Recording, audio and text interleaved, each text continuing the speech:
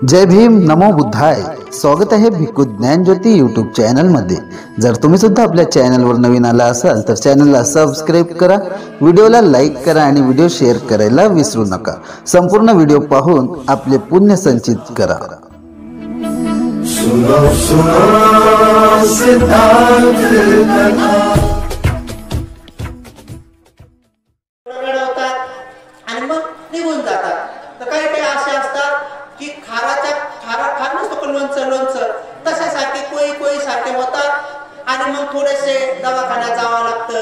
मग कधी कधी माझ्यासारखं असं ऑपरेशन करावं लागतं, मग ते गाठ बाहेर काढावं लागते, मग कधी कधी ते वीज बाहेर काढावं लागतं, मग चांगलं पलंगावर 10-12 दिवस असं पडावं लागतं। मग लोक भेटायला येतात, मग बारीक करून सांगावं लागतं की आता बरं वाटतंय माझं बहिणीची कसं वाटतंय, मग काय खाता हे खाता का, मग नारळ पाणी पिता का, नाही चालत नाही मग ठेवा असं थोडं बेजार व्हावं लागतंय। आणि थोडी बेजारी झाली की मग ते निघून जाते, डबल दुसरं येतंय। लक्षात असं हे चालूच राहतंय। आणि कधी कधी डायरेक्ट पिकलेल्या आंब्यासारखे येतंय, म्हणजे ते काय करतंय ते आपल्याला पुढे घेऊनच जाते। म्हणजे काय करतंय मृत्यूला घेऊन जातंय आणि माणूस मेलं म्हणजे दुःख संपलं असं नाही। आंबा पाडाला लागला म्हणजे आंबा संपला असं नाही। त्या अगोदर लावलेल्या कोईचं फळ म्हणजे आंब्यातला रस। जी अगोदर एक कोई लावली होती ना, ज्याच्यामधून आंबा आला होता ना, तर त्या कोईचं फळ म्हणजे आंब्याचा रस, पण त्याच्यात निघलेली कोय म्हणजे त्याचा पुनर्जन्म। तसं आपण जे कर्म करतो तर ते कर्म काही आपल्याला फेडावं लागतात, पण मेल्यावर बी डबल ते पुन्हा येतात। मग काही आजारही डबल येतात, काही कर्मही डबल येतात। तर नुसते दुःखाचेच नाही तर सुखाचे बी कर्म येतात। म्हणून मग भगवान तथागत सम्यक संबुद्धांनी बोधी ज्ञान प्राप्त केल्यावर हेच पाहिलं। बुद्धत्वामध्ये त्यांना हे दिसलं, काही लोक लय दुःखी दिसले, एवढे दुःखी दिसले डायरेक्ट नरकामध्ये दिसले। 4 प्रकारचे नरक। पिंपलाच्या झाडाखाली, ज्यांना आपण आता बोधी वृक्ष म्हणतो, तर भगवान बुद्धांनी सम्यक संबुद्धत्व प्राप्त केलं तर त्या पिंपलाच्या झाडाखाली डोळे लावल्यानंतर भगवंताला 4 ठिकाणी असे सत्व दिसले जे लय दुःखी होते। एवढे दुःखी विवळत होते, रडत होते, क्रदन करत होते। मग त्यांनी पाहिलं की हे बिचारे इथं का आहेत, काय कारण आहे, हे एवढे दुःख भोगत आहेत। हरवलेला मुलगा सापडला।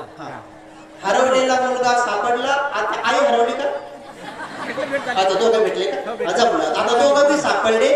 आता आनंदाची गोष्ट, मला वाटलं मुलगा सापडला आणि आई हरवली नाही, चांगलं। आता दोघं बी सापडलेले आहेत। आता जीवात जीव आला असेल, नाही तर कोणाचं सुरूच असेल, बाई तिचं बी सुरू चांगलं आहे, पण पोरगं भेटेल का आणि कुठं गेला असेल ना। आणि काही तर असं असेल, बाई 4 वर्षाचे लेकरू आता काय बघायला आणले ते। आता काहीचं म्हणणं असं असेल की बाई 4 वर्षाचं पोरगं बाई कोस काय सोडावं, आपलं लेकरू आपण जातो आहे का नाही।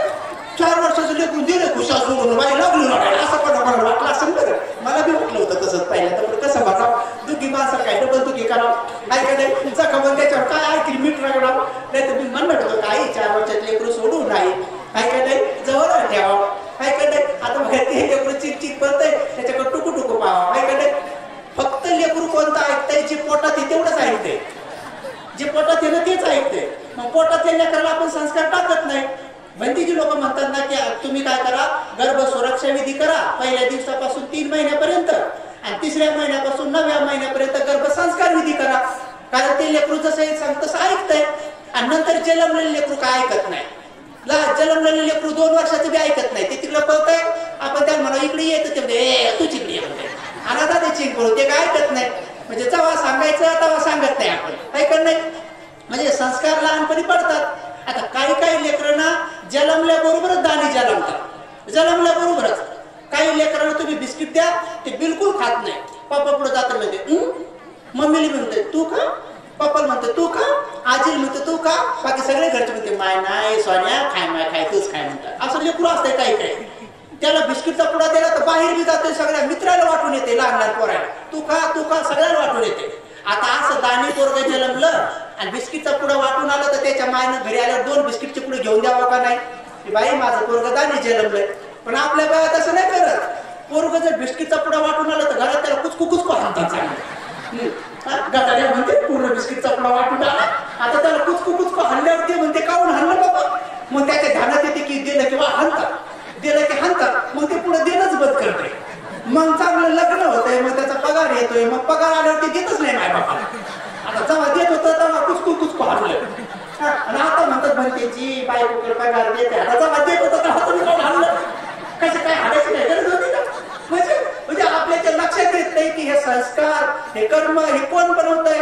आपणच अज्ञानापोटी बनवलेले असतात म्हणून आपण कोणावर बी काही गोष्टी टाकू नये. मला लहानपणी कळत नव्हतं की बा आपला हा रंग काळा काऊन झाला असं म्हणून मग मी 3-4 वर्षी फेअर अँड लव्हली लावली लहान मला कळत नव्हतं म्हणून लावली. आणि मी कॉलेजला बी चाललो ना तर कॉलेज जवळ आले पटकन लावून घ्यायचो असं लावून घ्यायचो आणि लावायचो आणि भिक्षू झाल्यावर मी 2 वर्ष लावली बरोबर सामन्यात ऐकडे अजून आता गोरं होण्याची विधी माहित नव्हती. नंतर माहित झालं की ध्यान केल्यावर माणूस गोरा होतोय आणि मनातून गोरा असला की मग लय चांगलंच होत जातं. नंतर कळलं आहे का नाही. आता किती लोकांचे लाखो रुपये चालले ब्युटी पार्लरवर आहे का नाही. 15 दिवस तोंड चांगलं 16व्या दिवशी तसंच 16व्या दिवशी कोणते म्हणते काय झालं असं काऊन झालं म्हणतच कोणीतरी तेव्हा त्याच्या लक्षात येते काऊन झालं म्हणून लगेच नवऱ्याला म्हणतात उद्या मला ब्युटी पार्लरला जायचं कारण काय करा आता किती खर्च चाललाय. भगवान बुद्धाच्या काळात राणीचं गोदामचे गोदाम आणि एक मोठं महाल भरला होता. कशानं पूर्णचे पूर्ण सौंदर्याने पूर्ण सौंदर्याचे सगळे साहित्य सौंदर्याचे मेकअपचे त्या काळातले राणीला आंघोळ करण्याचे नाना प्रकारचे वेगवेगळ्या प्रकारचे पाणी नाना प्रकारचे सुगंधी द्रव्य आंघोळी घालायला दास्या नोकरांनी. आणि राजाच्या लक्षात आलं अरे गड्या हे राणीला तर असं नाही कळणार. मग ज्या ठिकाणी भगवान सम्यक संबुद्ध होते त्या बगीच्याचं वर्णन केलं आणि बगीच्याचं वर्णन करत राणीकडे वर्णन आलं की तो बगीचा लय चांगला आहे कारण ती भगवान बुद्धाकडे जात नव्हती. काहून तिनं असं ऐकलं होतं की भगवान बुद्ध असं म्हणतात की हे शरीर जे आहे ना हे 3.5 हाताचं शरीर याला 9 दरवाजे आहेत आणि 9 दरवाज्यावर घाण बाहेर पडती. तर तिला असं वाटायचं नाही सौंदर्य आहे. आता भगवान बरोबर सांगायचे किंवा आपल्या शरीराला 9 दरवाजे आहेत मोठे 9 दरवाजे आहेत आणि बारकाले लयच आहेत बारीक चित्र सगळ्या अंगावर. आता 9 दरवाज्यावर घाणच बाहेर पडते. बघा आता हे 2 दरवाजे डोळे. आता सांगा बरं डोळ्यातून काय मोती बाहेर पडतात का चांदी सोनं बाहेर पडतंय का. आता कोणाच्या तरी डोळ्यातून असं बसकन गुलाबजामुनच पडली असं काय झालं का कधी पाहिलं तुम्ही. कोणीतरी असं बसलं काय बनवलं आता मला काय आईस्क्रीमच खायची तर दिली ठीक आहे आईस्क्रीम असं काय डोळ्यातून आईस्क्रीम पडत नाही गुलाबजामुन पडत नाही रसगुल्ले नाही पडत. डोळ्यातून काय पडत आहे चिपड गोम ऐका नाही असे डोळे कधी लहान लेकराचे. आता आमचे लहानपणी असे चिपडायचे की दिवसा दिसत नव्हतं सकाळी उठल्याबरोबर लोहे चिपडायचे. कोणाकोणाचे फेतकेच असतात असं काढले की बस. आता सांगा ह्या 2 डोळ्यातून 2 दरवाज्यातून घाणच पडते पाहिजे लगेच त्याच्याच खाली हे 2 दरवाजे नाकाच्या नाकपुड्या. बघा बरं नाकपुड्यातून काय श्रीखंड पडतंय का कधी पाहिलं का तुम्ही की बाई नाकातून श्रीखंडच वाढला असं काढून घ्या बरं खावडा. नाकातून काय बाहेर पडतंय नाकातून शेंबूडच बाहेर पडतोय वाळला तर मेपूड बाहेर पडतोय. कोणाचा हिरवा कोणाचा पिवळा कोणाचा ढवळा ऐका नाही. आणि जर कोणाला सर्दी झाली तर मग धारच लागती. पीठ मालता इथं पड तिथं पड बघण्यात पड ऐकत नाही. आणि मग जेवायला बसलेत म्हणजे माय मला भूकच नाही त्याला माहिती की आज गोळी पडली म्हणजे तिच्यात सासऱ्याला सासून खाऊ घालतात माय बापाला मध्ये थांबवणार थोडे वेळ त्याला माहित असते की आपलं आज काय पडले म्हणून हिच्यात ऐकत वाटताच पडते कधी कोण असते. आता काय सांगावं आता हे 2 दरवाजे तेच देतात ना कारण आहे काय जे आहे ते बाहेर येईल. मग ह्या 2 दरवाजे वाटत ते बाहेर पडते. त्याच्या खाली आणखी आलं की हे एक मोठा दरवाजा तोंड. आता सांगा तोंडातून कधीतरी कोणाच्या आजपर्यंत तुम्ही असं ऐकलं का की 500 बंडलच पडलं असं बोललं केलं की टबकट पडले किंवा सुट्टेच पडले अशा इकडे खडखड लोठाच पडल्या किंवा कोणाच्या अशा साड्या बिड्या काही पडल्या का तोंडातून नाही. तोंडातून काय बाहेर पडतंय थुंक लाल बेडके ऐकत नाही हेच बाहेर पडतंय. आता कोणी सकाळी पाहिलं तुम्ही सकाळी कुठं जा सगळे लोक तोंडातून काय टाकतात बाहेर बेडके टाकतात असं दात घासतात कोणी तर अर्धा घंटा घासते अरे बापरे मला अर्धा घंटा ध्यान केलं असतं तर बरं झालं असतं. आता पूर्वी पोरं उठले की सगळ्या लाळा इकडूनच येत होत्या अशा लाळा इकडून आता लाळा बी कमी झाल्यात, कारण की ते काय खाऊ लागलेत, पुड्या खाऊ लागलेत. पुड्या खाऊ खाऊ खाऊ खाऊ जी लाळ कामाची आहे, जिबीच्या खाली 1 लाख ग्रंथी आहे, लाळ चांगली आहे, जेवण्याबरोबर पाण्याबरोबर पोटात गेली पाहिजे, पचन चांगलं होतंय. पण आता पुड्या खाऊ खाऊ खाऊ खाऊ इकडे थुकू लागलेत. थुकल्यानंतर मग कॅन्सर होतोय. आता आम्ही नेहमी सांगतो बाबा पुड्या खाऊ नका, पण चांगले बना. पण कशाचं? माय खाती पुड्या आणि बाप पेतोय बिड्या. आता माय खाती पुड्या आणि बाप पेतोय बिड्या, मग त्याच्या पोटी जन्मतात 2-3 सांडकाड्या. असे चांगू मॅंगू पोरं काय कामाचे ते? धड आपल्या कामाचे नाही, दुसऱ्याच्या कामाचे नाही, देवी वगैरे देवी अवघडच. कारण का माय पाहिली इल्लू मुल्लू आणि बाप पाहिला कुल्लू मुल्लू. माय पाहिली इल्लू मुल्लू, आता पुढे खाऊ खाऊ माय की सोडणार, इल्लू मुल्लू सोडणार आहे ना. माय पाहिली इल्लू मुल्लू आणि बाप पाहिला कुल्लू मुल्लू, मग त्याच्या पोटी जन्मतात 2-4 वाढणेराचे पिल्लू. आता काय घडणार ते? आता काही कामाचे आहेत का? म्हणून बाबासाहेब म्हणाले होते की माणसाने गर्भाशयातच धम्मसंस्कार टाकावेत.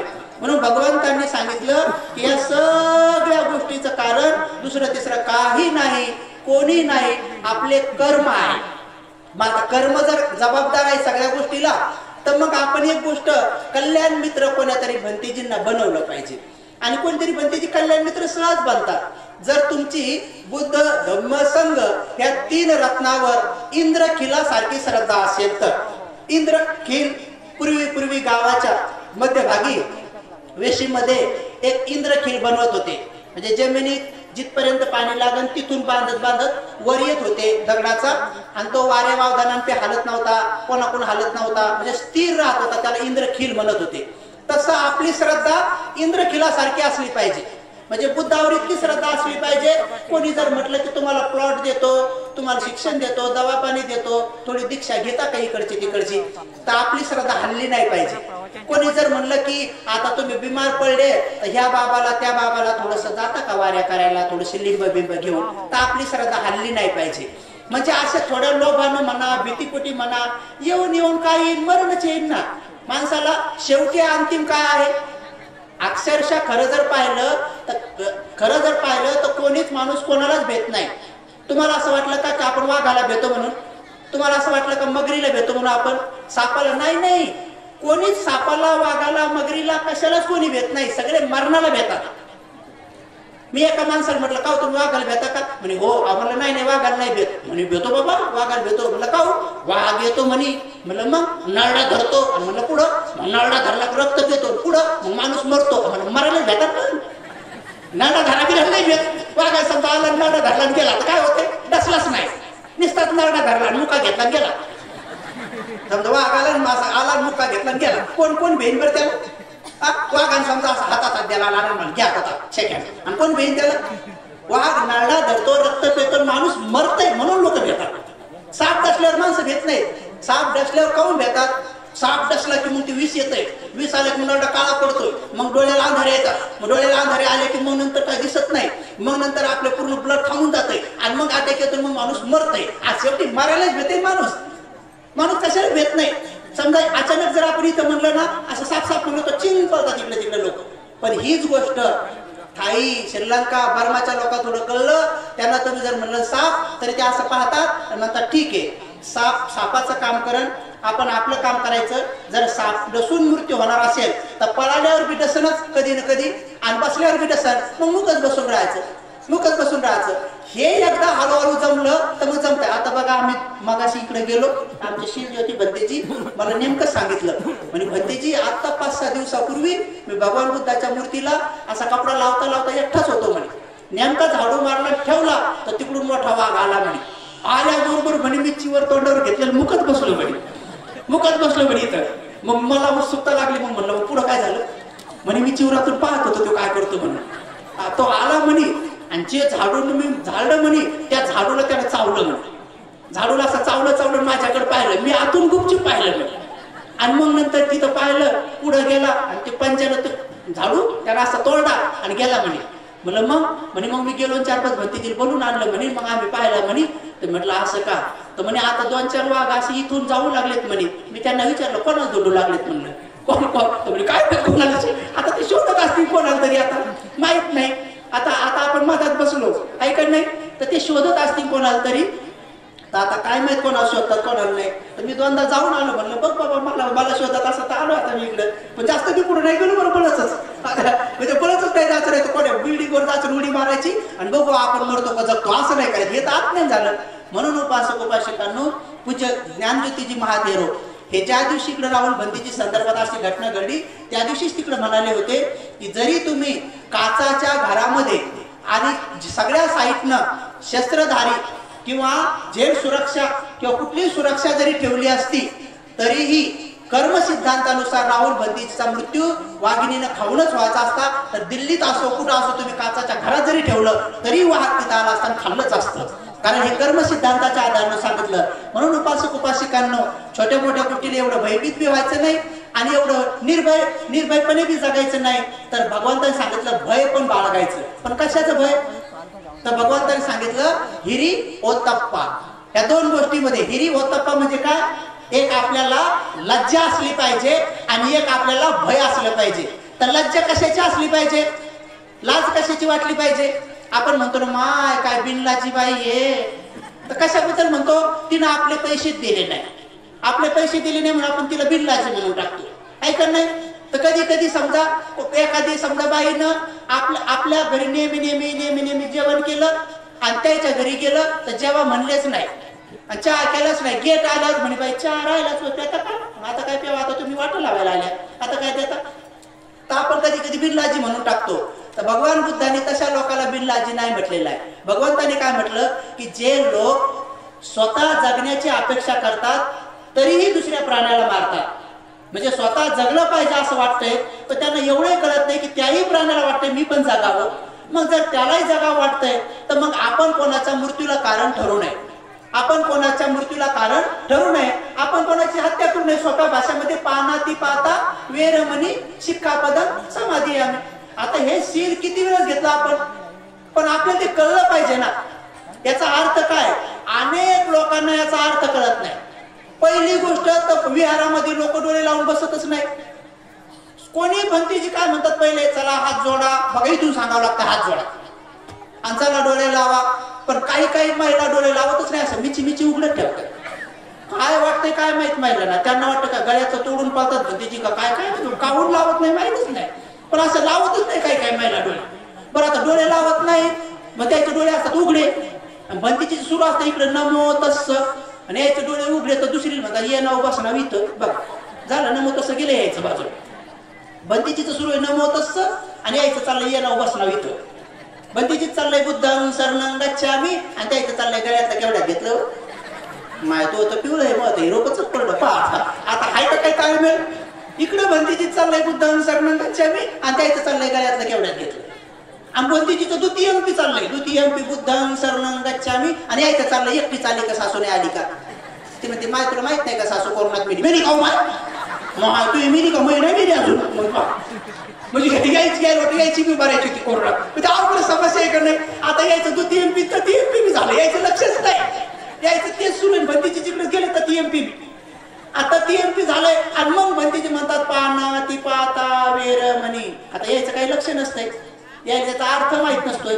भंतीची म्हणतात पाना ती पाता वेरमणी आणि ते म्हणतात पाण्यात पाहता येड्यावानी शिक्का. अरे आता याचा काही मेल आहे का. पानाती पाहता वेरमणी हे म्हणतात पाण्यात पाहता येड्यावानी.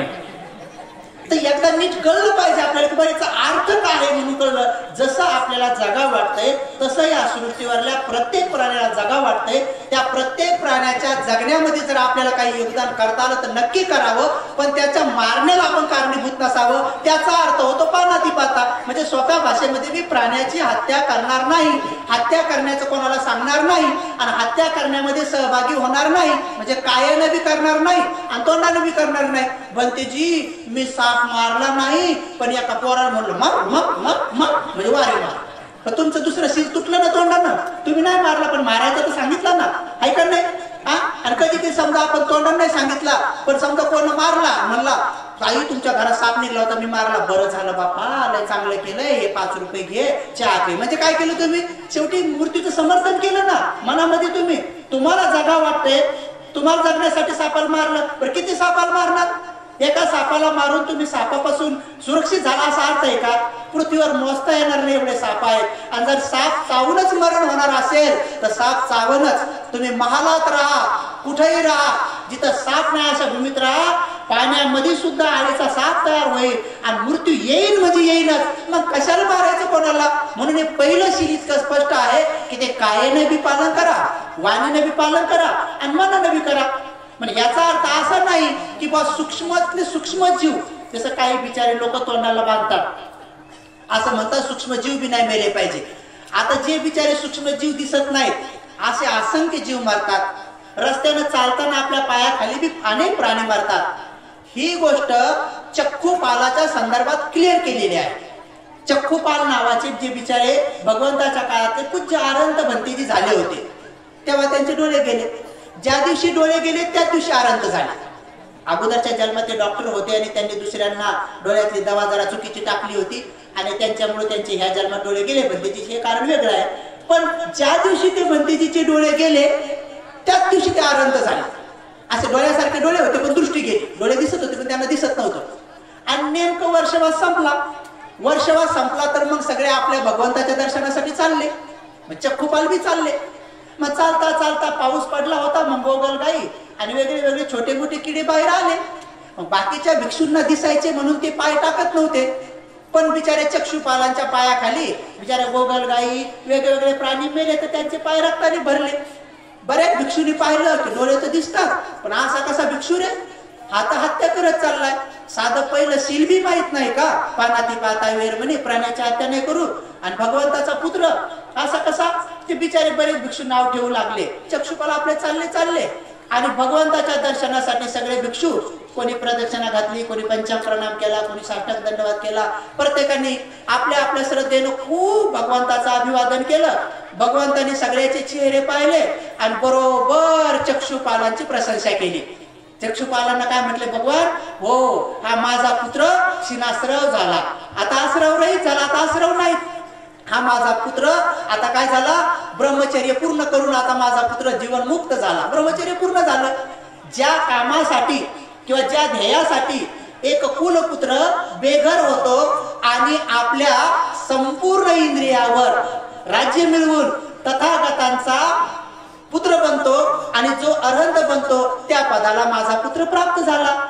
म्हणजे त्यांचं बेघर होणं आता सिद्ध झालं किंवा कारणी लागलं असं भगवान म्हणाले.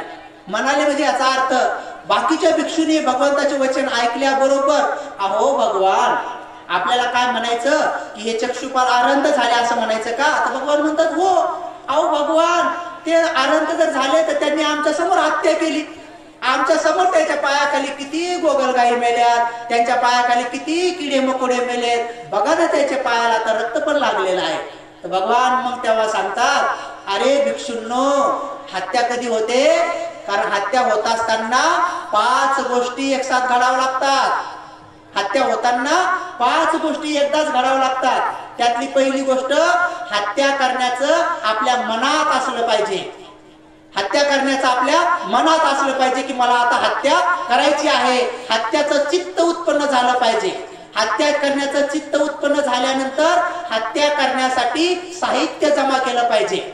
साहित्य म्हणजे काठी म्हणा, लाठी म्हणा, तलवार म्हणा, भाला म्हणा, रस्सी म्हणा, दगड म्हणा, विष म्हणा किंवा काय काय ज्यानं माणसं किंवा प्राणी मारता येते ते साहित्य जमा करावं लागतंय. हे दुसरं. त्याच चित्तानं हत्या करण्याच्या चित्तानं ते साहित्य जमा करावं लागते. तुम्ही इरा घेता हातात तर हत्या करण्याच्या इराद्यानं नाही. तुम्ही चाकू घेता तर कांदा कापायच्या इराद्याने घेता. तुम्ही बी साहित्य जमा करता पण तुमचा इरादा नसतो. पण इरादा जर असला तर मग हत्या होते. तर हत्या करण्याचं मन असणे. दुसरी गोष्ट हत्या करण्यासाठी साहित्य जमा करणे. तिसरी गोष्ट हत्या करण्याच्या चित्ताने प्रहार करणे. प्रहार म्हणजे काठी अशी मारणे, चाकू असा खुपसणे, दगड असा फेकून मारणे, रस्सी अशी धरून आवळणे किंवा विष असं गुपचूप टाकणे किंवा जशा जशा पद्धतीनं मारता येईल तशा तशा प्रकारची कृती करणे. बघा, हत्या करण्याचं मनात असणे, हत्या करण्यासाठी साहित्य जमा करणे, हत्या करण्यासाठी कृती करणे आणि ज्याच्यावर कृती केली तो प्राणी सजीव असणे. नाही तर कृती केली दगडावर दगड मारला, आता काय कसं काय कोणी मरण? किंवा समजा तलवारीवर तलवार मारली किंवा लाकडावर तलवार मारली किंवा इकडे असं ही कसं काय हत्या होईल? तर हत्या करण्यासाठी चौथी गोष्ट काय? प्रहार करताना सजीव प्राणी असणे, तो प्राणी सजीव असणे. आणि पाचवी गोष्ट, प्रहार केल्यानंतर तो सजीव प्राणी कायमचा मरून जाणे. अर्धा मेला तर हाफ मर्डर, पूर्ण मेला कायमचा मरून जाणे. मग ह्या 5 गोष्टी जरी एकदा घडल्या तर मग त्याला म्हणतात पानाती पाता, तुमचं हत्याचं कर्म झालं. आता हे कर्म झालं, आता या कर्माच्या परिणाम स्वरूप मग भगवान म्हणतात जिथं जिथं तुम्ही उत्पन्न होसाल, ज्या प्राण्याची तुम्ही हत्या केली त्या प्राण्याच्या मानेमधून जेवढे रक्ताचे थेंब पडतील तेवढ्या वेळेस तुमची मान कापल्या जाईल. आणि त्या प्राण्याच्या अंगावर जेवढे केस असतील तेवढ्या वेळेस तो प्राणी व्हावा लागेल. म्हणून पानाती पाहता सांगताना त्या 5 गोष्टी. आता बघा, आपण रस्त्याने जाताना आपला पाय असतो, साहित्य आहे, आपला पाय पडतो, प्रहार बी होतो, आपल्या पायाखाली मुंग्या कडी मकडे सजीव असतात, तेही येतात, ते कायमचे मरूनही जातात. 4 गोष्टी होतात, पण एक होत नाही. कोणता? आपल्या मनात त्यांना मारायचं नसतं. कारण आपण इथून प्राण्याला मारायसाठी जात नाही, तर आपण आपल्या घरी चाललो. तुमच्या घरून आले तर प्रवचन ऐकायसाठी आले. आता इथं तुम्ही असे हेतून आले का की तिथं मी बसील आणि भंतेजीचं प्रवचन ऐकता ऐकताच मुंग्या बी मारेल, भंतेजीचं प्रवचन ऐकता ऐकता मुंगळे बी मारेल, नाही तर भंतेजीचं प्रवचन ऐकता ऐकताच पानाती पाता वेरमणी शिक्का बदम. तर मग ते अवघडच का? मी तोंडात म्हणायचं पानाती पाता, हेच काय सुरू आहे?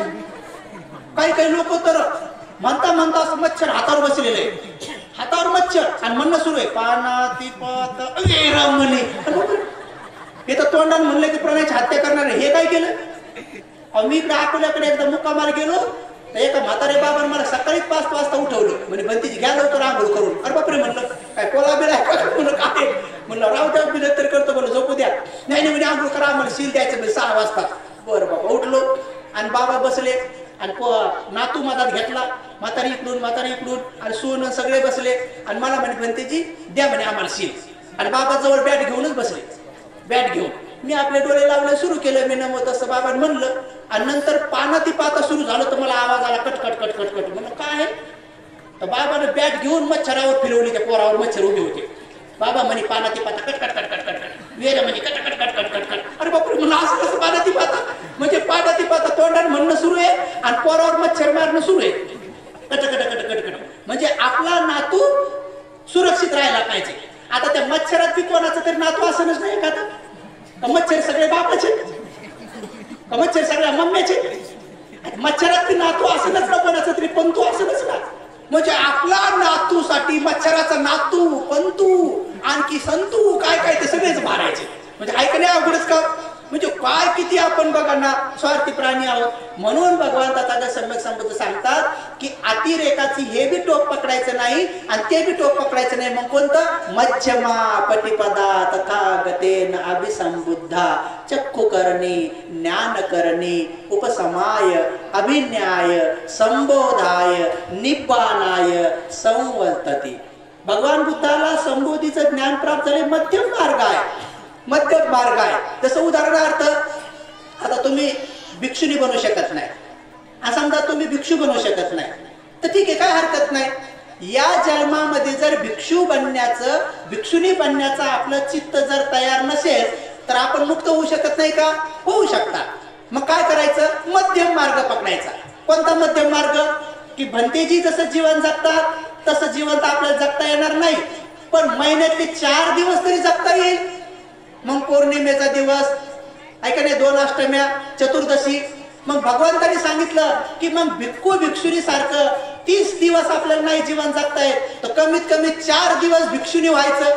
म्हणजे असं मुंडन करायची गरज नाही, कारण आता दर 8 दिवसाला कसं काय केस येतील एवढे लांब आले, आणि तुम्हाला केसाची भली आसक्ती. ऐका नाही पाहिलं तुम्ही केस, बापरे बाप, केसासाठी आजकाल ती पालिश झाली अशी. एका माणसाला डोक्याला लावले, काही दिवसात त्याच्या मिशा ढवल्या झाल्या, मग त्यांना मिशाला लावलं. मग नंतर काय झालं? त्याची दाढी झाली डोळे, मग दाढीला लावलं. आता त्याच्या भोवया झाल्या ढवळ्या. म्हणलं बाबा आता लावा भोवया.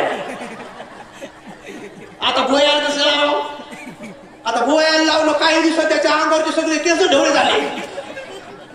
म्हणलं बाबा कशाला राहू द्या ना, म्हणलं जे ते म्हणलं तो पहिला दूत आहे, म्हणलं देवदूत आहे. देवदूत आहे आपल्या अंगावर, आपल्या डोक्यात ढवळा केस होणं हा देवदूत आहे. म्हणजे तो सांगतो आपल्याला की आपण म्हातारपणाकडे चाललो. आता काय काही लेकराचे 10-12 वर्षात होते ते म्हातारपण, असं नाही बरं, ते खाण्यापिण्यामुळे होते एक गोष्ट. पूर्वीचे राजे लोक वारकाला सांगून ठेवायचे की जर माझ्या डोक्यात देवदूत दिसला तर सांग. आणि ज्या दिवशी वारकानं सांगितले की महाराज तुमच्या डोक्यात मला देवदूत दिसला, म्हणजे ढवळा केस दिसला, तो राजा म्हणायचा सिद्ध करून दाखव. तर म्हणायचे महाराज तयार व्हा, तुमचं वंदन करतो, क्षमा मागतो, तुम्हाला वेदना होऊ शकते. तर राजाच्या परमिशन शिवाय जर केस उठला तर मान कापल्या जाईल ना.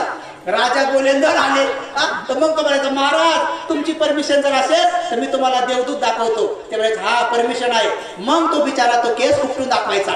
मग राजाला वेदना झाली की मग राजा पुढे म्हणायचा हे बघा महाराज तुमच्या डोक्यात सफेद केस झाला. मग राजा लगेच म्हणायचा की जा सोन्याचा रथ आणा, याच्या अंगावर सोन्याचे कपडे घाला, याच्या डोक्यात सोन्याचा टोप घाला, याला त्या रथात बसवा, गाव भरण्याची मिरवणूक काढा आणि याला हे सोनं बक्षीस द्या, कारण यानं मला माझा दूत दाखवलेला आहे. आणि लगेच म्हणायचं माझ्या मोठ्या पोराला बोलवा. आणि मोठ्या पोराला बोलवायचे आणि सांगायचे बाळा हे सगळं राज्य कसं चालवायचं. तर 7 दिवस आपल्या मोठ्या पोराला सांगायचं की महिन्यात ते 4 दिवस उपवासात पालन कर. या सगळ्या प्रजेला पंचशिलाचं पालन करायला शिकव. हे सगळी प्रजा आपल्या मुलासारखी संतांसारखी आहे. आणि तो राजा 7व्या दिवशी भिक्षू बनायचा, ग्रह त्याग करायचा. असे परंपरेनं 1 राजा 2 राजा 3 राजा सगळे राजे असे करत गेले. पण शेवटच्या राज्यात तसं केलं नाही. त्याला ढवळा केस दाखवला, सगळं डोकं ढवळं वस्तू तो घरीच राहिला, तो काय गेलाच नाही. तर मग तिथून पुढं भगवंताने लय सुंदर सांगितलंय. पुढं मी तुम्हाला मोठ्या स्टोऱ्या सांगू लागलो, थोडं माझा सांगू लागलो लोणच्यासारखं पापडासारखं, कारण ते आवडते माणसांमध्ये. तर थोडंसं लोणच्यासारखं पापडासारखं कोणाकोणाला कसं बी आवडतो आहे का नाही. आता कधी लोकांना हे बी कळत नाही की कसं म्हणावं काय म्हणावं आहे का नाही. बुद्धाच्या काळामध्ये भंतीजीला बोलावताना सुद्धा लोक म्हणायचे भंते भोजन तयार आहे. म्हणजे बघा याच्यात आदेश नाही ना, म्हणजे भोजन तयार आहे, यायचं ते या, नाही यायचं नाही या, तुम्ही ठरवा, आमच्यावर अनुकंप करा. आता तसं नाही, भंतेजी चला भजनाला दिलाच ऑर्डर आहे. आजकाल कोणाच्या घरी गेलं तर एकदा तर मी एका उपासिकेच्या घरी गेलो, मला भंतेजी उठा तेवढी गोदडी घ्या बरं वरची. बरं घ्या म्हणलं गोदडी घ्या तर घ्या. मला आता खाली काय करा म्हणे भंतेजी उठा पण लागला. एका म्हातार भंतेजी तुम्ही इकडे व्हा, तुम्ही तिकडे व्हा, ऐकू इकडे ते पोरग उचला म्हणे आणि ते पोरग वर झोका. आता म्हणलं पोराचा झोका तर पोरग मुचलं तर बस गेलं भंतीजीच्या अंगावर. म्हणलं आता याच्यासाठी आम्ही भंती झालो, आता अवघडच काम आहे. एकदा बसमध्ये बसलो तर डायरेक्ट लगे 100 पोरग माझ्या मांडीवर जाऊन गेलं. नवऱ्या म्हणे या नाव इकडं, भंतीजीने जागा धरली म्हणे. आता पोराचं तोंड तिकडं होतं तर मुखच बसलं. ते जेव्हा ते माग मला पाहिलं तर चिरकलं आरड जोऱ्याला आरड. त्याच्यात नाकातून असे शेबूड म्हणलं आता इथे शेबूड कुसा काय, आता काय चिवर काय शेबूड कुसासाठी अवघडच काम आहे. मी ते आई म्हटलं आई या रडगाड्यातून बाहेर पडा पुढे भंतीजी झालं म्हणलं. तुम्ही हे लेकर आमच्याकडे आणून दिले म्हणलं, अवघडच काम केलं आहे का नाही. म्हणजे आता आपल्याला समजत नाही काय करावं काय नाही. भंतीजीला भोजन सांगितलंय आणि भंतीजीला भोजन सांगितलंय ना अजून घरात काही असं टाकूनच ठेवलं नाही. आणि भंतीजी आल्यानंतर मग म्हणणं उभे राहा कोरी पटकन झाडू मारा भंतीची अंगावर वाईकडे झाडू भंतीच्या अंगावर ऐकली थोडं अजून माहिती नाही आपल्याला. तर तसं प्रकारे या सगळ्या गोष्टी शिकता येतात. म्हणून तसे पूर्वीचे राजे पण खूप चांगले होते. भगवंताने हा मध्यम मार्ग सुंदर सांगितला. म्हणून पहिलं शील जर आपण 3 अंगाने पक्क केलं तर बरोबर दुसरं शील आपल्याला पक्क करा वाटतंय. पाहता 5 शील आपले पक्के झाले तर एक दिवस त्या व्यक्तीला, मग ती माता भगिनी असो तो पुरुष असो, त्यांना आपोआप वाटतं की अरे आपल्याला या जन्मात भंतीजी नाही व्हावं वाटत, आपल्याला या जन्मात भिक्षुनी नाही व्हावं वाटत, मग चला महिन्यातले 4 दिवस आपण उपवासात पालन करू. मग ते पौर्णिमेच्या दिवशी जसं आज अष्टशील घेतलं ना तुम्ही, तर मग ते अष्टशील घेतात तर नुसतं घेतच नाही, अष्टशील पालन करतात. आता ऑनलाईन बघा, कोरोनाच्या टायमामध्येच मी लोकांना ऑनलाईन अष्टशील देणं सुरू केलं. आता गज फोडून सांगतो तरी अजून लोक फोन करून विचारतातच असं विचारतात जसं काय माझ्याच हातात सगळं. काही मला फोन करून विचार भंतीजी थोडीशी पोहे खाल्ल्यात चालेल का, जसं काय मी बुद्धच म्हणजे मी परमिशन दिलं म्हणजे जमलं. मी म्हटलं आता तुम्हाला सांगितलंय सरळ मी खाल्लं भोजन बनी, त्याचा अर्थ फोडू सांगितलाय 3दा तरी काही लोक नवीन विचारतातच. एकदा तर सांगितलं बा सुगंधी द्रव्य ब्रिव्य काही लावू नये, असं तसं नाही, फोडू सांगितलं, फेअर अँड लवली पावडर विको टर्मरी नाही कॉस्मेटिक काय ते सगळं सांगितलं फोडून. तरी एक माणूस म्हणे भंतेजी मग साबण लावावं का नाही. आता आहे का नाही अवघडच का म्हणे साबणाचा निवास येतोच म्हणे, साबण लावावं का नाही. तर मी म्हटलं नाही लावा पण हाताला लावा, हात धू घ्यावा म्हणलं, तेवढं तरी करावं. ऐका एक माणूस तर असा फोन केला म्हणे, भंतेजी तुम्ही सांगितलं सफेद कपडे घाला 24 घंटे. अहो म्हणे मला रात्री बिना कपड्याची झोपच येत नाही म्हणे, मला कपडे काढून लुंगी घातल्याशिवाय झोप येत नाही म्हणे. आता कसं काय करू म्हणे, आता सांगा बरं म्हणे. मला कायच कर म्हणलं, आता म्हणे एक काम करा, गडी पुडी करा आणि कुशाला ठेवा म्हणलं, टुकू टुकू त्याच्याकडेच ना. मला आठवलं आमच्या भगवत काय सांगितलं, संघटी जवळ ठेवा म्हणलं, द्यायला सांगून दिलं सांगून म्हणलं बाबा बाजूला ठेवा. आता काय करा, लोक नवीन नवीन प्रश्न विचारतात, कारण त्या बिचाऱ्यांना काय करावं समजत नाही. म्हणून उपासक उपासिकांनो वारंवार विचारत राहा. ते म्हणतात ना, कालेन धम्म सवनं एतं मंगल उत्तमं. ऐका नाही, कालेन धम्म साकच्छा. वेगवेगळे प्रश्न बी विचारला पाहिजे, पण असे प्रश्न नाही विचारायचे आम्हाला जे UPSC मध्ये विचारल्या जातात, MPSC मध्ये विचारल्या जातात. भंतेजी थिटा कॉस म्हणजे काय, तसं नका विचारू बाबा आम्हाला, ते गणित पिढीत तसं नका विचारू. तर विचारा बा दुःख म्हणजे काय. दुःखाचे प्रकार 12 भगवंतांनी कसे सांगितले. जाते पे दुःखा, जरा पे दुःखा, व्याधी पे दुःखा, मरणम पे दुःखम, अपिये ही संपयोगो दुःखो, पिये ही विपयोगो दुःखो, यम पेंचन न लभती तंपि दुःखम, संकिथेन पंचुपादान खंदापि दुःख. हे 12 दुःख भगवंतांनी सांगितले बरोबर. जन्म होणं दुःख, म्हातारं होणं दुःख, रोग होणं दुःख, मरून जाणं दुःख, आपली आवडीची व्यक्ती दूर निघून जाणं दुःख, आपल्या न आवडणारी व्यक्ती वस्तू जवळ येणं दुःख, आपल्या मनासारखं न होणं दुःख. हे झाले 7. आणि संक्षिप्त मध्ये पंचउपादान खंदा दुःख. पंचउपादान स्कंद म्हणजे काय, हे अग्नी, वायू, जल, पृथ्वी हे 4 घटकाचं बनलेलं शरीर आणि एक मन, हे पंच उपादान स्कंद. हे 7 आणि 5 12. हे 12च दुःख आहे. आता तुम्ही म्हणता 5चं दुःख कसं आहे. आता बघा, बसल्यानंतर आपण किती वेळ असं बसलो का नाही, कोणी असं बसलंय, कोणी असं बसलंय, कोणी असं बसलंय. काहून, कारण 4 जे घटक आहेत, अग्नी, वायू, जल, पृथ्वी. पृथ्वी धातू आपला जास्त वाढला की मग मांडी दुखती, कमर दुखती, म्हणजे भाग आहे का नाही पृथ्वीचं दुःख. आणि समजा घाम आला तर घामाला का आपण असं असं करत बसतो की नाही, तर समजून घ्यायचं आहे की नाही अग्नी धातूचं, पाणी धातूचं दुःख. तर ते काहून दुःख होत आहे. तहान लागली, भूक लागली, हे 4 घटक आपल्या शरीर बनलेलं आहे त्याचं, अग्नी, वायू, जल, पृथ्वी. आणि मनासारखं नाही झालं. समजा प्रवचन खूप चांगलं केलं, पण आपली कमतरता आहे की आपल्याला ते समजण्याजोगं अजून ज्ञान नाही प्राप्त झालं. ते प्रवचन समजण्याजोगं समजा आपल्याला ज्ञान नाही प्राप्त झालं, ते आपली कमतरता आहे. पूज्य भंतेजींनी खूप चांगलं सांगितलं, पण आपलं अजून तेवढं ज्ञान नाही, आपलं चित्त तेवढं तयार झालं नाही. मग काय होतं, आपल्या मनातले जे 4 घटक आहेत, संज्ञा, विज्ञान, संस्कार आणि वेदना, हे 4 घटक जे असतात, ज्याचं मन बनतंय, मन आपल्या भाषेमध्ये त्याला माइंड म्हणतात, मॅटर अँड माइंड. तर त्याला अध्यात्म भाषेमध्ये नाम म्हणतात, याला रूप म्हणतात. तर ते नाम काय करतंय समजलंच नाही, तर ते नाम काय करतंय, या रूपाला सांगतंय की मला काय समजून नाही लागलं, मग ते असं डुकले घेते. लक्षात. मग हे काही लोक काऊन झोपले माहितीये का, कारण ते कळलं नाही की मग ते मध्ये वापरत कळलंच नाही, कळलंच नाही समजलं. आता आश्रव, क्षीण आश्रव, समजा आश्रव सांगितले किंवा समजा आता भंतेजी मगाशी 37 बोधी पक्ष धर्म सांगितले. आता समजा एखाद्याला नाही कळलं, ज्यांना कळलं ते असे मस्त टप्पा होते आणि ते मस्त असं करत होते, ऐकत होते. काहून की कारण त्यांच्या संज्ञानं कळलं की हे काय आहे. हे 37 बोधी पक्ष धर्मामधलं हे सतीपट्टा 4 रीतिपाद आहेत. हे आता हे काय आहेत, हे पंच इंद्रिय आहेत. हे नंतर आता असं काय सप्तबोधांग आहे, हे अठ्ठांगी कुंभक आहे. हे ज्यांना कळलं तर त्यांचं चित्त तयार होऊन जात आहे. म्हणजे संज्ञा विज्ञान बनती, विज्ञान संस्कार बनतात, संस्कार वेदना बनतात. आणि चित्तामध्ये कोणत्या वेदना, सुखद वेदना उत्पन्न होतात आणि त्यांचा चेहरा प्रसन्न होतो आणि त्यांना ते समजतंय. आता इकडे काय झालंय, संज्ञा तयार नाही झाली, त्यामुळे विज्ञान बी नाही. आणि संस्कार मग कोणते समजलं नाही, ते संस्कार मग डुकली घेतली गेले झोपून ते म्हणते थोडे पलकड टाकते आणि ते हसवणारे भरतीचे आले की मग सांग, मग उठव. आता काय करायचं, नुसतं हसा. मी समजा नुसतं हसून बी काय फायदा आहे. मोठं अध्यात्म प्रवचन करायचं नाही. असं मध्ये आता मी थोडं मध्ये याच्यासाठी मी थोडंसं सांगतो की जेणेकरून थोडं कळावी. पण बघा, तिथं एवढे महान ज्ञानी विद्वान भिक्षू लोक आहेत की तुम्ही ते समजण्याजोगं सुद्धा समजा. कशामुळे घडतंय सगळं, अठ्ठकलाप म्हणजे मनाचे 4 भाग, संज्ञा, विज्ञान, संस्कार, वेदना. हे मनाचे 4 भाग आहेत. शरीराचे अग्नी, वायू, जल, पृथ्वी ते 4. हे 4 आणि 4 8. हे 8 अलग नाहीत. या 8ही मिळून एक इकाई बनते. जसं की रव्याचा दाना, जसं की खसखशीचा दाना, जसं की आता समजण्यासाठी रव्याचा दाणा बी खूप मोठा आहे.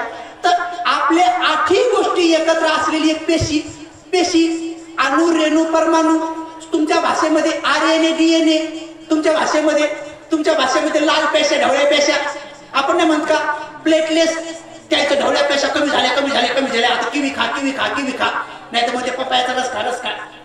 तर त्या पेशाचं बनलेलं शरीर, तर त्या पेशीमध्ये असतात 8 गोष्टी. कोणत्या असतात? नामाच्या असतात 4. नामाच्या म्हणजे मनाच्या म्हणजे माइंडच्या, म्हणजे कोणत्या? संज्ञा म्हणजे ओळखण्याचा प्रयत्न करणे, विज्ञान म्हणजे पक्क ओळखणे, संस्कार म्हणजे प्रतिक्रिया करणे, वेदना म्हणजे अनुभव घेणे. हे डोळे निर्जीव आहेत. त्या डोळ्यामध्ये जोपर्यंत सजीव मनाचा पहिला पार्ट येत नाही तिथून प्रकृती होत नाही. म्हणून आंधळ्या माणसाला दिसत नाही, काला एक गोरा एक काय. म्हणून आंधळ्या माणसाने उदाहरण दिलेलं, हत्तीवरून हात फिरवल्यानंतर सगळ्या आंधळ्याने सांगितलं होतं हत्ती सुपासारखा आहे, हत्ती जाडू सारखा आहे, हत्ती कुठ्यासारखा आहे. काहून? की त्यांना इथं संज्ञा तयार झाली नाही, विज्ञान तयार झालं नाही, संस्कार नाही, वेदना नाही. पण आंधळ्या माणसाच्या कानाचे मात्र कान ऐकू येते त्यांना, म्हणून त्यांना शिवीचे शब्द, गाण्याचे शब्द, प्रवचनाचे शब्द त्यांना कळतात. कारण त्यांचं हे इंद्रिय जरी काम करत नसलं तर हे इंद्रिय काम करत आहे. इंद्रिय किती आहेत? 6. कान, नाक, डोळे, जीभ, त्वचा, मन. आणि त्या प्रत्येकाचा विषय आहे. डोळ्याचा विषय आहे रूप, कानाचा विषय आहे शब्द, नाकाचा विषय आहे गंध, जिभेचा विषय आहे रस, टेस्ट, चव, शरीराचा विषय आहे पोठप्प म्हणजे स्पर्श, धक्का, असं. त्याच्यानंतर आहे मनाचा विषय आहे धम्म म्हणजे विचार. ते 6 इंद्रिय आपल्या विषयाला काम करतात आणि सगळ्यात बद्दल करतात. आता बघा, साप डोळ्याला माहित नाही साप आहे म्हणून, डोळे निर्जीव आहे.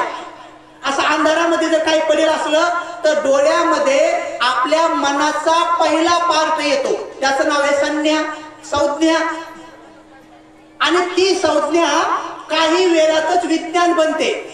जर ती विज्ञान बनली नाही तर तोपर्यंत आपण म्हणतो काय रस्सी आहे का काय, काडी आहे का काय, सावली आहे का काय. हे असं काऊन बोलतो आपण? कारण अजून डोळ्यात विज्ञान तयार झालं नाही.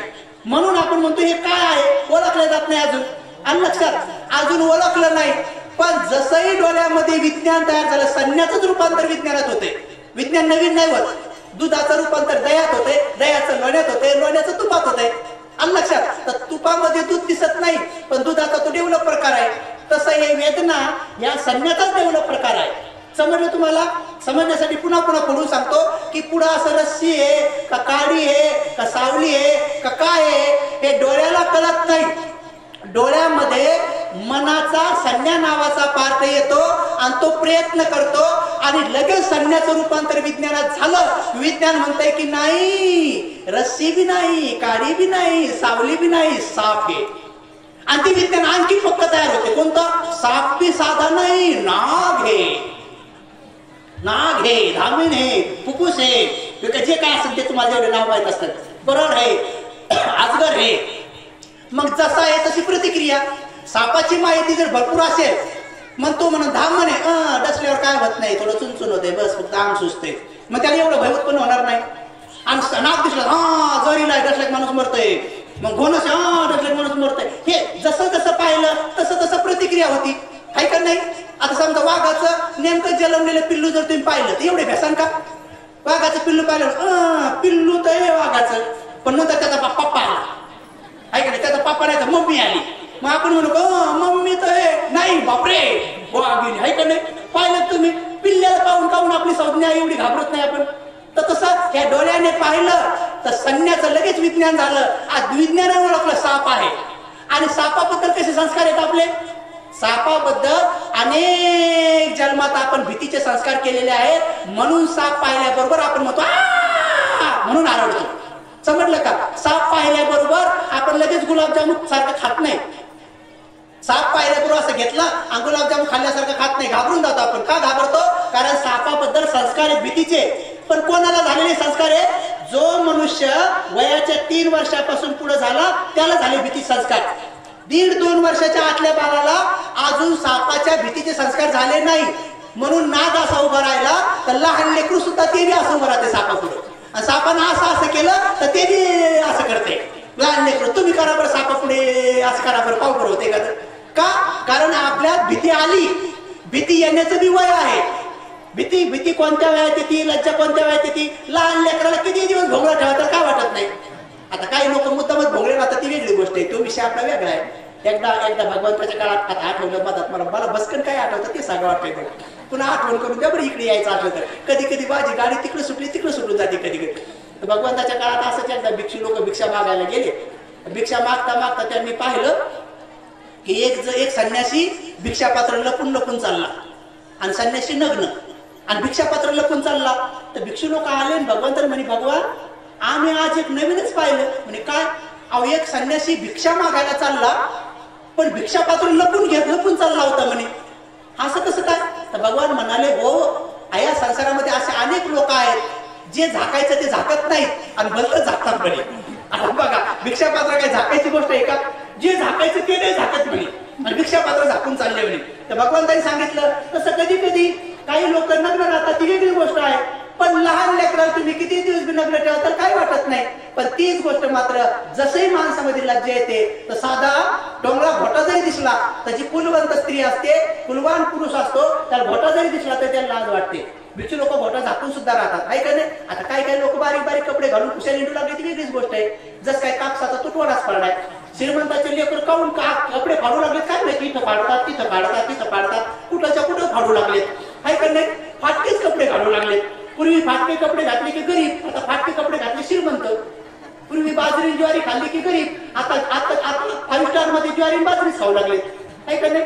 लहानपणी आम्हाला काळाच्या आट्याला का लय रडायचो आणि आता माहित झालंय की काळाच्या आपेला तर बरं नाही तर मग दुधाचा प्याला तर ऍसिडिटी होती आहे का नाही. ऍसिडिटी म्हणजे कोणाच्या शेजारी बसलं की ते म्हणजे वय तिकडे वास आला ना काय का नाही म्हणजे दुधाचा प्या शरीराचं बोलणे करून घ्या. हे एवढं कठीण काम आहे. म्हणून उपासकांनो हा शुद्ध धम्म एवढा स्पष्ट आहे. जसंही साप पाहिलं की संज्ञा म्हणते काय आहे, विज्ञान म्हणते साप आहे. संस्कार म्हणतात आरड आणि मग अंगात थरथर काप सुटतो आणि लगेच वेदना तयार होतात. कोणत्या? दुःखात वेदना. आणि म्हणून अंगावर थरकाप येतो. अरे बापरे साप होता, मोठा होता, माझा पायच पडणार होता बाई आणि मी मरणारच होते पण वाचले देवाच्या कृपेनं, कोणाच्या कृपेनं, कोणाच्या बाई बाई बाई बाई बाई आजचा दिवस शेवटचाच होता असं म्हणून किती रडतो आपण, किती घाबरतो सापाला पाहून. कशामुळं? हे डोळ्यामुळे नाही. आंधळ्या माणसाला काही नाही. आंधळ्या माणसाच्या पायाला जर सापाने येडावी मारला आणि आपण त्याला सांगितलं काय नाही हो रस्सी आहे, ते म्हणजे असं आहे का ते काढून टाकते रस्सी म्हणलं तर. पण त्याला जर म्हणलं साप ठीक बोलते बघ आंधळ बी आरवते इकडे तिकडे. म्हणून उपासक उपासिकांनो हे 6 इंद्रिय ज्याचं त्याचं काम करतात. डोळे पाहायचं काम करतात, डोळे कधी ऐकायचं काम करत नाही. नाक हे गंध घ्यायचं काम करतंय, वास घ्यायचं, ते कधी ऐकायचं काम करत नाही. तुम्ही असं कधी ऐकलं का? त्या टमक्याच्या पोरानं ढमक्याच्या पोराला मारलं मी माझ्या कानानं पाहिलं असं म्हणू शकता तुम्ही? कधी म्हणू शकता का? नाही. ऐकत म्हणू शकत नाही ना. किंवा असं म्हणू शकता का बाप रे बाप त्याची हातची भाजी एवढी चांगली होती मला आज माझ्या डोळ्यानं कळली चव. आता डोळ्यानं चव कळते का? ती तोंडाला जिभेनंच कळते आहे का नाही. म्हणून हे सगळ्याचे विषय हे विषय बदलत नाही. यालाच म्हणतात निसर्ग आणि याचं ज्ञान ज्यांना होते त्यांना म्हणतात बुद्ध आणि त्या बुद्धाला सर्वज्ञ म्हणतात. म्हणून आपण म्हणतो नमो तस्स भगवतो अरहतो सम्मा संबुद्धस्स. मग आमचं तशा भगवंताला वंदन आहे जे सम्यक संबुद्ध आहे, ज्यांना संपूर्ण ज्ञान आहे. पण संपूर्ण ज्ञान म्हणजे काय? कशाचं ज्ञान?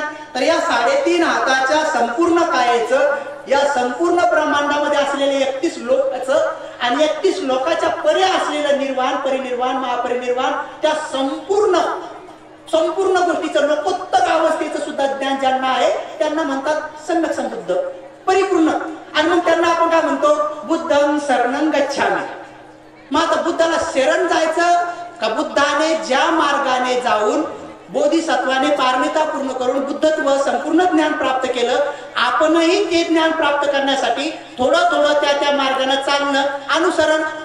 म्हणून बुद्धं शरणं गच्छामि म्हणजे सरळ ज्या संपूर्ण ज्ञानाला आमच्या भगवंतांनी प्राप्त केलंय, आम्ही सुद्धा त्या ज्ञानाला ऐकून आमच्या जीवनामध्ये ग्रस्त राहून का होत नाही, महिन्यातले 4 दिवस अष्टशिलाचं पालन करून, बाकीचे दिवस पंचशील पालन करून, जसं आम्हाला जगावं वाटतंय तसं दुसऱ्याला जगण्यासाठी आम्ही प्रयत्न करून त्याला मारणार नाही. जसं आपली वस्तू आम्हाला प्रिय आहे तसं दुसऱ्याला पण त्यांची वस्तू प्रिय आहे. आम्ही कोणाची वस्तू घेणार नाही, हिसकून घेणार नाही, लुबाडून घेणार नाही, फसवून घेणार नाही. चोरी त्याला आदिना दाना वेर म्हणे म्हणतात. लक्षात, जसं आपल्याला आपलं हे प्रिय आहे तसं दुसऱ्याला पण त्याचं जीवन प्रिय आहे. जसं आपल्याला असं वाटतं की आपली पत्नी एकनिष्ठ राहावी, तसं पत्नीला बी वाटते माझा पती एकनिष्ठ राहावा, तसं दुसऱ्याला बी वाटतं. म्हणून आपण कधीही दुसऱ्या स्त्रीला पाहिलं तर मोठी असेल तर आई समजावं, बराबरीच असेल तर बहीण समजावं, लहान असेल तर मुलीसारखं समजावं आणि आपल्या पत्नीला पत्नी समजावं. पण मात्र महिन्यातले 4 दिवस आपल्या पत्नीलाही देवी समजावं, आपल्या पतीलाही देव समजावं. महिन्यातले 4 दिवस ब्रह्मचर्याचं पालन करावं. पती पत्नीनं बहीण भावासारखं, माय लेकासारखं, बाप लेकीसारखं, गुरु शिष्यासारखं, भिक्खू भिक्षुणीसारखं जीवन जगावं. ब्रह्मचर्याचं पालन करावं महिन्यातले 4 दिवस. मग भिक्षू भिक्षुणी न होता देखील या जन्मातले 4 दिवसाचं पुण्य आणि बाकी 26 दिवसाचं पंचशिलाचं पुण्य. समजा तुम्हाला आयुष्य मिळालं 70 वर्ष, उदाहरणार्थ, आता 100 म्हणू शकत नाही, भेटत नाही ना तेवढं म्हणून, खोटं बोलणं होईल ना म्हणून, समजा तुम्हाला आयुष्य मिळालं 70 वर्ष. आता विचार करा, 70 वर्ष म्हणजे 365 दिवसाचं 1 वर्ष. आता 70 गुणिले 365 करा बरं. कोणाचं गणित पक्क आहे? मीच करतो बरं, सांगूनच टाकतो मग तुम्हाला, म्हणजे मग तुमच्या लक्षात येईल आणि तुमचा भ्रम बी निघून जाईल की किती दिवस राहिलेत आपल्याकडे म्हणून. आता बघा, 365 गुणिले 70 म्हणजे किती? 25,550. आता बघा, 25,550 याला समजा तुम्ही त्याच्यापैकी भागायचं समजा एका वर्षामध्ये, म्हणजे महिन्यात 4 दिवस येतात. महिन्यात किती? 4 दिवस येतात. तर 12 महिन्यात किती येतील? 12 चोक 48. समजा याला भागिलं 48 न, बघितलं 48 न, म्हणजे बघ आता तुम्ही करून करून किती, जर या क्षणाला, म्हणजे आता तसं तुम्ही तर 7-7 वर्षाच्या नाहीत, जर कोणी 7 वर्षाचा आहे त्यानं त्या क्षणाला जर पालन करणं सुरू केलं, 70 वर्षापर्यंत केलं, तर त्याला फक्त 532 उपवास करता येतात, त्याच्यापेक्षा जास्त करता येत नाही. एकही उपवास जर त्याला टाळलं नाही तर. म्हणून या जन्मातलं 532 दिवसाचं अष्टशिलाचं पुण्य आणि बाकी मग 25,000 पैकी तेवढे कट करा, समजा 24,000, बाकी 24,000 दिवसाचं पंचशिलाचं पुण्य. हे तुम्हाला पुढच्या जन्मात भिक्षू भिक्षुणी होण्यासाठी काफी नाही. मटक्याचं फक्त खालचं तळच भरतंय आणि जवरक मडका भरत नाही तवरक भिक्षू होता येत नाही, तवरक भिक्षुणी होता येत नाही. मग त्यासाठी काय करायचं? अरे मग भंतीजी काय करा? मग त्यासाठी मग 10 दिवस भिक्षुणीच होऊन जायचं पटकन. मग 10 दिवस भिक्षुच होऊन जातात, डबल पुण्य संधी भेटली. मग आता 10 दिवस झाले तर 10 दिवसातले पूर्णचे पूर्ण अष्टशील आणि तसंशील. मग आता पुन्हा मोजा, 10 दिवसाचे पूर्ण 24 घंटे मी तुमच्याकडून काय होऊ लागलं? दसशील. मग आता पुन्हा ते काय करा, 10 दिवसाचे 70 वर्ष तुम्ही दरवर्षी 10 दिवस 10 दिवस 10 दिवस मग करा पुन्हा किती? 70 वर्षाला 10 न गुणा, मग तेवढ्या दिवसाचं दसशिलाचं पुण्य. मग समजून घ्यायचं तुमचा मडका झाला अर्धा झाला. मग पुन्हा तुम्ही काय विचार करायचा? अरे सांसारिक जीवन 40-50 वर्षापर्यंत ठीक आहे, 50 वर्षाचं झालं, आपला मोठा पोरगा किंवा मोठी पोरगी नोकरीला लागली तर त्याला बोलवून घ्यायचं, सांगायचं दादा हे भाऊ बहिणी यायचं, आता थोडस हे कर, असं कर तसं कर, हे शेत तुला घे, हे त्याला घे, त्याला घे, असं तर द्यावं, शेत नाही तर दुसऱ्याचं द्या, सांगणार नाही तर म्हणते जी म्हणले शेत द्यावा, असं तर द्यावं, हे त्याला द्यावं. आणि लगेच काय करा, राहिलेलं जेवढं आयुष्य आहे पूर्ण पुढचं 60च्या पुढचं घरी सुनाला कुरकुर करायसाठी आणि कोणाला कुरकुर करायसाठी घरी थांबूच नाही, कुटकून भिक्षुणी होऊन जावा. म्हणजे राहिलेली पुढची आणखी 10-12 वर्ष, आता 10 वर्ष भेटले ना पूर्णचे पूर्ण. आणि मग समजून घ्यायचं की तुमचा 3 हिस्सा मटका भरला, 3 हिस्सा मटका भरला आणि भरला तर मग त्या राहिलेल्या पुढच्या आयुष्यात म्हणजे वयाच्या शेवटच्या 10 वर्षात जरी तुम्ही भंतेजी झाले तर मग भंतेजी कसं व्हावं? जसं पूज्य भंतेजी झाले, मग पैशाला हात लावत बसायचं नाही, कारण पैसे तुम्ही पाहून बसलेत, तुम्ही सगळं पाहून बसलेत ना, तुम्ही सोयरी पाहून बसलेत, ऐका नाही, सोयरीकीमध्ये पसंत केलंय, बायको पाहून बसलेत, पुढे लेकरू पाहून बसलेत, पोरगी पाहिली, कोणाला सून पाहिली, जवाई पाहिला, नोकरी पाहिली, पैसा पाहिला, प्लॉट पाहिला, घर पाहिलं, शेतीबाडी पाहिली, सगळं पाहिलं. मग आता इकडे आल्यावर ते कशाला पाहावं? डबल आहे का नाही? त्यात मग डबल बसायचं, डबल पैसे मोजतच बसायचं बंदीत झाल्यावर. काय करे आता आम्ही मोजतो, सध्या सोडावं लागणार आहे आम्हाला, हे सांगता नाही तर मी सांगेल लोकांना शेवट व्हायचं नाकाला, असं व्हायचं नाही, करायचं का नाही? थोडं त्याचं कारण आहे थोडंसं वेगवेगळं, पण ही गोष्ट खरी आहे की ज्यांनी पैशाला हात लावून सगळ्या गोष्टी सोडल्या ते सगळे विमानात बसलेले आहेत. जे आमच्यासारखे समजा पैशाला हात लावतात ते सध्या ट्रेनमध्ये बसलेले आहेत. आता ट्रेन कधी थांबणी 1-1 घंटा 2-2 घंटे कुठं याचा काही नियम सांगता येत नाही. अवघडच प्रवास आहे. आता बाकीचे समजा म्हातारपणात भिक्षी होऊन सुद्धा पुन्हा त्याच कटकटीमध्ये पडले तर मग काय होईल? तो मटका भरण का? नाही. मग आता तुमचा मटका तीन हिस्सा आलेला आहे आणि राहिलेल्या शेवटच्या टप्प्यामध्ये तुम्ही एखाद्या अशा कल्याण मित्र भिक्षुकडे गेले की जिथे एखादं कर्मस्थान घेतलं. 40 कर्मस्थानापैकी जर ते आचार्य जाणत असतील, 6 आचार्य जाणत असतील किंवा 89 चर्या जाणत असतील, त्यांची तुमच्यावर जर मैत्री जागृत झाली किंवा तुम्ही मैत्री जागृत करण्यासाठी जर तसा जर व्यवहार केला, त्याची श्रद्धा प्रकट केली तर ते तुम्हाला कर्मस्थान देतील. आणि मग राहिलेल्या 10 वर्षात कर्मस्थानामध्ये तुम्ही आग्रह होता तुमचा मटका पटकन भरून जाईल. आणि काय सांगता येत नाही, अगोदरच्या पारमित जर असतील तर याच जन्मामध्ये मटका भरता भरताच तुम्ही तुल्य श्रोतापन्न होसाल किंवा श्रोतापन्न होसाल किंवा सकृतगामी होसाल किंवा अनागामी होसाल किंवा सांगता येत नाही अरहंत सुद्धा होसाल. म्हणून याच जन्मामध्ये यही पश्चिको जे म्हणतो ना आपण, यही पश्चिको या आणि पहा, हे कशाच्या आधाराने म्हणतो?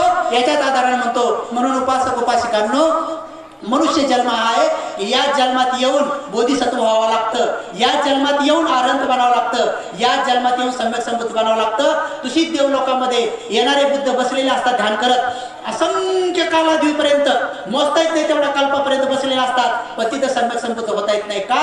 कारण तिथं नाम आणि रूपाची जी विधी विपස්සना विधी जी आहे ती तिथं करता येत नाही. म्हणून त्यांना इथं मनुष्याचा जन्म ग्रहण करावा लागतो. या मनुष्याच्या देहामध्येच अनंत पद प्राप्त करता येते, इथंच बुद्धत्व प्राप्त करता येते, इथं चक्रवर्ती सम्राट पद प्राप्त करता येते, इथं सगळे पद प्राप्त करता येते. एवढा सुंदर मनुष्याचा देह भेटला. म्हणून कळत न कळत ज्या गोष्टी घडल्या असतील, फाटलेल्या कपड्याला शिवणं हा इलाज आहे, मळलेल्या कपड्याला धुणं हा इलाज आहे, मळलेल्या डोक्यामध्ये शॅम्पू लावून त्याला धुणे इलाज आहे, भांड खराब झालं त्याला स्वच्छ करणं इलाज आहे. आपल्याकडून कळत न कळत पंचशील तुटला असेल ते सोडून द्या. पश्चाताप ही गोष्ट बौद्ध धर्मामध्ये नाही, सोडून द्या. जर हत्याचं कर्म जर आपल्याकडून झालं असेल तरी आता इथून पुढे तुम्ही प्राण्यावर लालन पालन करा. जर चोरी होऊन पडली असेल आपल्याकडून आता इथून जाणीवपूर्वक दान देणं सुरू करा. जर कदाचित आपल्याकडून दुराचार बी झाला असेल, कदाचित दुराचार झाला असेल, परपुरुष गमन परस्त्री गमन झाला असेल, पश्चाताप नका करू. त्याच्यावर एकच इलाज आहे, आता जाणीवपूर्वक ब्रह्मचर्याचं पालन करा, कटाक्षाने ब्रह्मचर्याचं पालन करा. आता आपल्या पुरुषासोबत सुद्धा पौर्णिमेच्या दिवशी आपल्या चतुर्दशीच्या दिवशी 2 उपवासाच्या दिवशी आपल्या पतीसोबत आपल्या पत्नीसोबत सुद्धा एकत्र यायचं नाही. ब्रह्मचर्याचं पालन करा. तेच इलाज आहे, तीच सुई आहे, तेच शिवण आहे. जर दुराचार झाला असेल तर त्याला नष्ट करायचा दुसरा इलाज नाही, ब्रह्मचर्याच इलाज आहे. ब्रह्मचर्याचं पालन केलं ते सगळे कर्म जाळल्या जातात. कसे जाळल्या जातात? कुजवल्या जातात. कसे कुजवल्या जातात? समजा उदाहरणार्थ तुम्ही कणग्या पाहिल्या का? कणग्यामध्ये धान्य साचवत होते आणि कणग्याला खालून गोळा होता. समजा त्या कणग्यामध्ये 1 क्विंटल गहू आहेत आणि खालीन तुम्ही समजा गोळा काढला 10 किलो गहू दळून आणले, 20 किलो दळून आणले आणि 90 किलो दळून आणले, 90 किलो गहू दळून आणले आणि वरून पुन्हा 100 किलो टाकले तर ते खालचे 10 किलो पुन्हा तुम्ही दळून आणू शकता. पण समजा तुम्ही तेच गहू पोत्यात भरले आणि वरून काढले, वरून 10 किलो दळले, 20 किलो दळले, 90 किलो दळले आणि शेवटचे 10 किलो दळायचे, वरून आणून पुन्हा 90 किलो टाकले, ते खालचे 10 किलो गहू तसेच राहिले.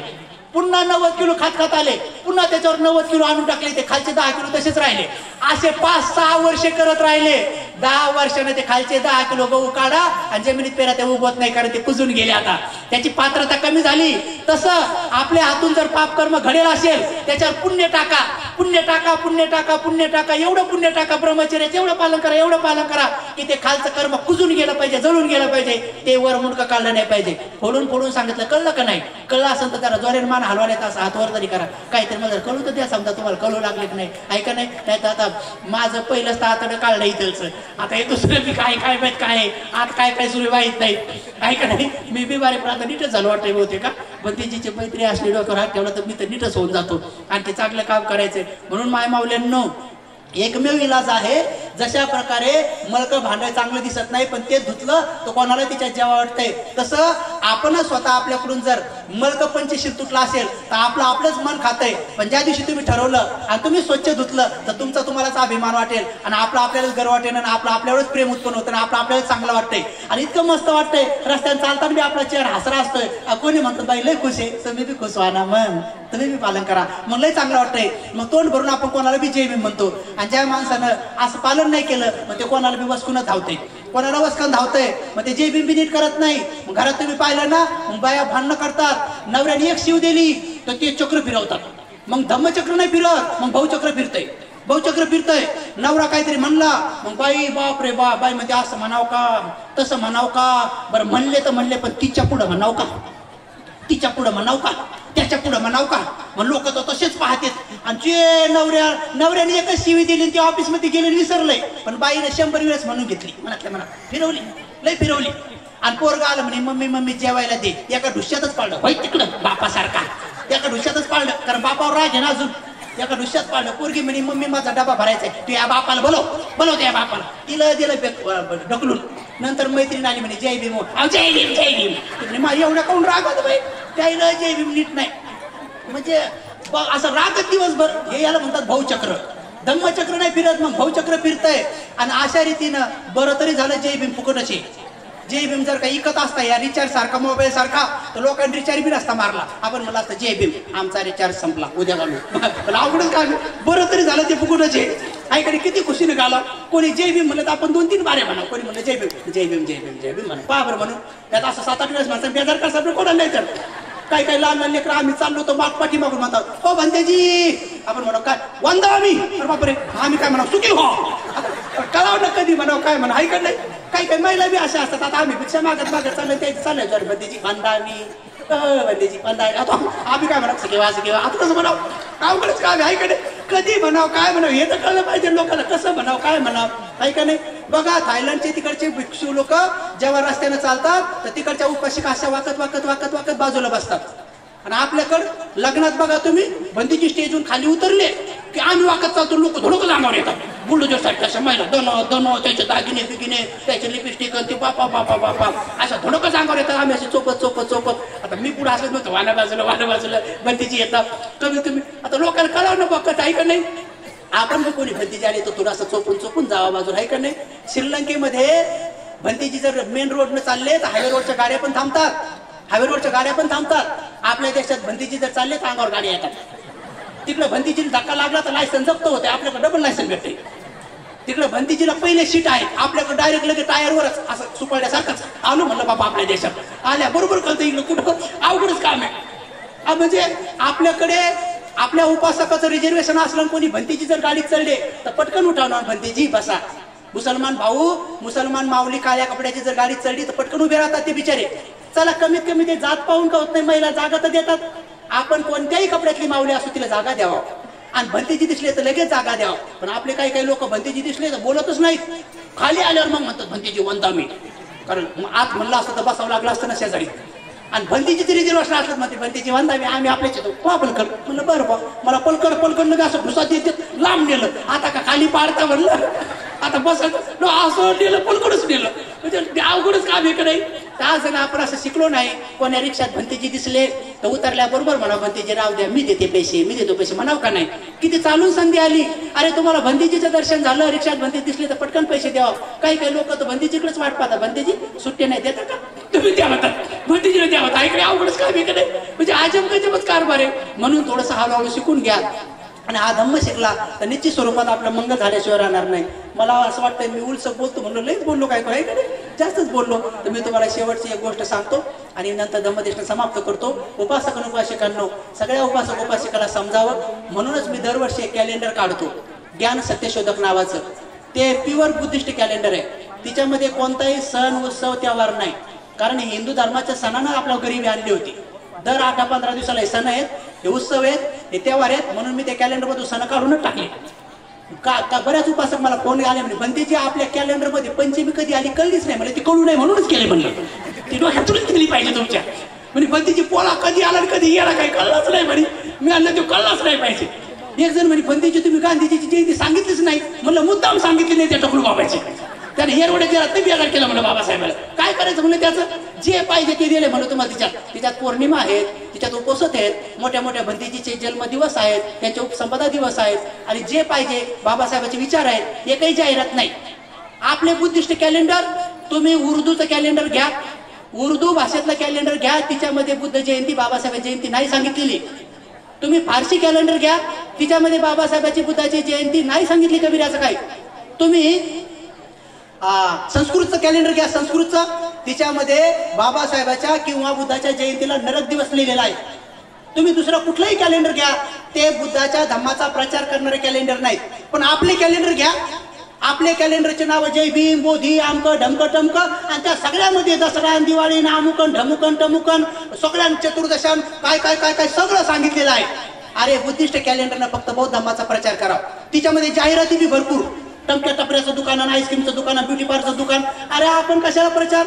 मी असं कॅलेंडर काढलंय, तिच्यात फक्त बौद्ध धम्माचा प्रचार आहे, दुसरं काही नाही. ज्ञान सत्यशोधक नावाचं कॅलेंडर आहे, थोडेसे 50-100 असतील. तिकडं गजानन काळे नावाचा एक उपासक बसलेला आहे, थोड्या टायमात तुम्ही ते घेऊ शकता. भिक्षू लोकांसाठी ते फ्री आहे. उपासक उपासिकांनो, त्याच्यामध्ये 4 उपसत आहेत. पौर्णिमेचं महत्व आहे आणि विशेष रूपानं बंदीजींच्या उपसंपदाच्या तारखी यासाठी टाकलेल्या आहेत की तुम्हाला त्या दिवशी अष्टशील पालन करावं. जसं आज पूज्य बनते आपल्या बनबंदीजीच्या निमित्ताने आणि गुरुजीच्या निमित्ताने आपण आज उपसत घेतलं.